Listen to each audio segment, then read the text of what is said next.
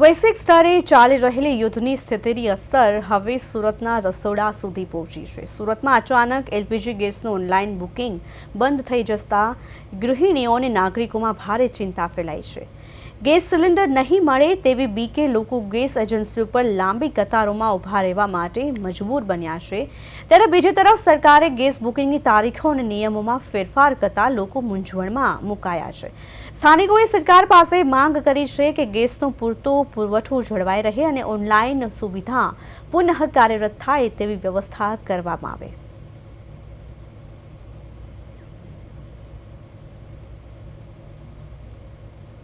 જે રીતે યુદ્ધની પરિસ્થિતિની જે અસર છે તે હવે ભારતભરમાં જોવા મળી રહી છે, ત્યારે જે પ્રમાણે સુરતમાં ગેસની ક્યાંક ને ક્યાંક જે અછત હોય અથવા તો જે રીતના દ્રશ્યો સામે આવી રહ્યા છે કે લોકોના ઓનલાઈન બુકિંગ નથી થઈ રહ્યા અને લોકોને ક્યાંક ને ક્યાંક જે ઘરેલું ગેસમાં પણ હવે હાલાકી પડી રહી છે, ત્યારે અહીંના લોકો સાથે વાત કરીશું।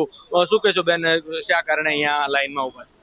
બાટલો બુકિંગ નથી થતો, કેટલા દિવસથી વાટ જોતી હતી, બુકિંગ થઈ છે 10 દિવસથી બુકિંગ કઈ બાટલો થતો નથી। 10 દિવસ એક સાથે છે 12 બાટલો મારે ખૂટી ગયો છે અને જાજા સફ્યો છે એવી। એટલે ઓનલાઈન બુકિંગ નથી થતું કે તકલીફ શું? એટલે બુકિંગ જ નથી થતો, હવે કઈ ખબર નહીં, મેસેજ નથી આવતો, કઈ બુકિંગ નથી થતો ને અમે ઘણા બધા છે 10 થી 12 જણા અમે છે। બાટલો અત્યારે મેં ઓલા પણ બાજુવાળા પાસેથી લીધો છે। બિલકુલ આપણે તો કરવો જ પડશે ને, બાટલો તો કઈક તો કરવું જ પડે ને, એટલે મારે ન્યા સાઈડ થી નહીં આવવું પડ્યું। અત્યારે તમે ઘરે કઈ રીતે ઉસીનો બાટલો લઈને ચાલે? બાજુવાળાથી બાટલો લઈને આવ્યો, કારણ કે બુકિંગ નથી થતું તો કઈક તો એડજસ્ટ કરવું ને મારે। બિલકુલ, એટલે ક્યાંક ને ક્યાંક ગૃહિણીમાં પણ નારાજગી છે।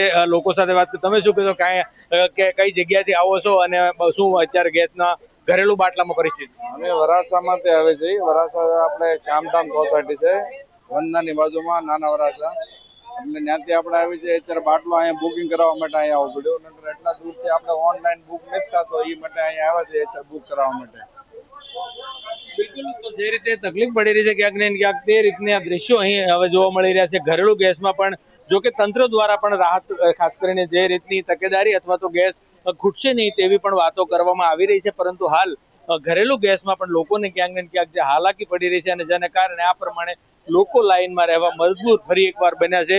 ત્યારે યુદ્ધની પરિસ્થિતિ વચ્ચેના જે રીતના દ્રશ્યો એટલે આ રીતે જોઈ શકાય છે, તે મુજબ લોકોને ક્યાંક ને ક્યાંક જે હાલાકી છે તે પડી રહી છે। અને હવે ઘરેલું ગેસમાં પણ જે રીતે ઓનલાઈન બુકિંગ અને જે રીતની અનેક નવી ગાઈડલાઈન બહાર પાડી છે, પરંતુ લોકોને આ સીધી યુદ્ધની અસર છે તે જોવા મળી રહી છે અને તેને ગેસ જે ઘરેલું ગેસમાં પણ તકલીફ તે પડતી નજરે દેખાઈ રહી છે। કેમેરામેન અજય કુમાર સાથે અરવિંદ રાઠોડ, પ્રદેશ 24 ગુજરાતી, સુરત।